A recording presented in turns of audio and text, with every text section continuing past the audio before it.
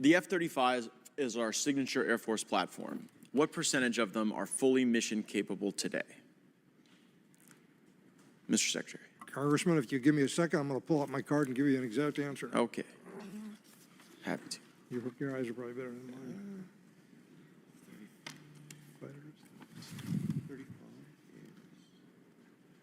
55% is the number we have for operational availability. Full operationally capable. 55%. for Is that, operational do you think that's a good number or a bad number? I think that's not a good number. Failing. I wouldn't put it quite in that category. A D? I'd ask General Alvin to comment on that. It's a number we'd like to see something. Yeah, well, the reason I ask is because we got testimony that is a little contrary to that. Lieutenant General Schmidt, head of the F-35 program, gave testimony to the TAL subcommittee at HASC, and that testimony was that as of February of 2023, so a little over a year ago, only 29% were fully mission capable.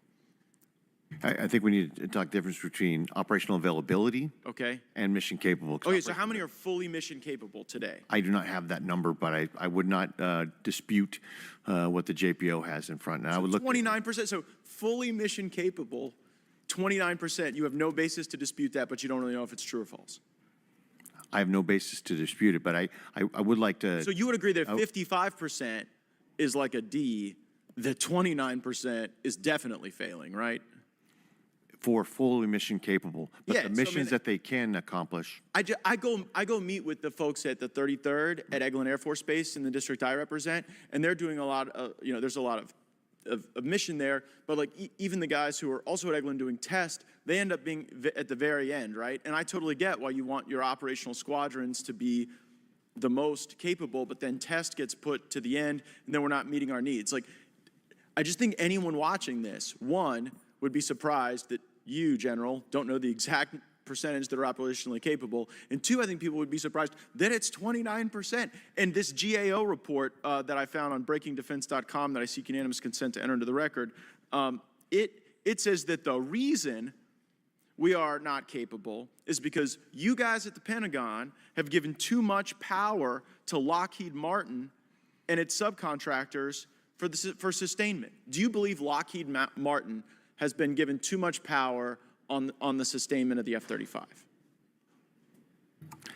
I believe that Lockheed Martin has more power than in some other weapon systems. They do have the contracted logistics system that was part of the procurement plan that was put in place 20 or some years ago. Well, right, I mean, but it's not working. If the Lockheed Martin built the F-35, only 29% of them are fully operationally capable right now. We've all agreed that's failing. So now the question is, why is it failing? And this GAO report says the reason it's failing is because the fox is watching the hen house. Because the very contractor bilking the taxpayer for this platform is now in a position where they can't sustain it. Do you have a basis to disagree with that conclusion? I have a long history with the F-35, and I inherited the program. I came into it in 2010. It was a few years into production at that point.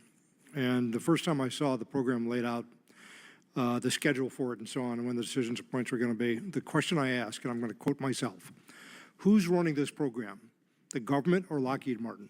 That's a quote from 2010.